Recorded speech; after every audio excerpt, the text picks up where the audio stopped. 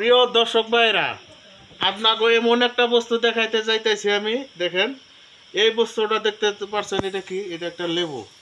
লেবুটা এই যে ঈদের দিন যত মাংস খাইতেছেন, আপনাদের খারাপ লাগতেছে, পেটের ডিস্টার্ব, কিচ্ছু হবে না।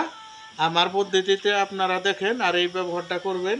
যতই মাংস খান, এই যে মাংস দেখেন, মাংসের মধ্যে কীরকম তেল, এই তেল আপনাদের কোনো ক্ষতি করবে না।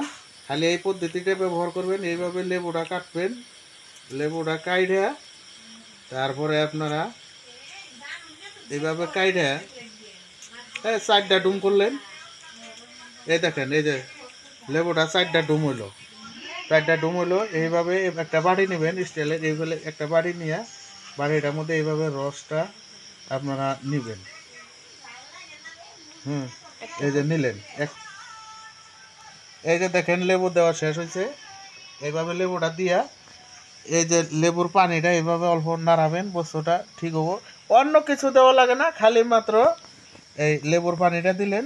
যতই মাংস খান, লাস্টে আমার মহিত লাস্টে এই লেবুর পানিটা, এই যে দেখেন লেবুর পানি, এই পানিটা খাইয়ে দিবেন। খাইয়ে দিলে যতই মাংস খান কিচ্ছু হবে না, সুন্দর আপনারা খাইয়ে দিবেন। এইভাবে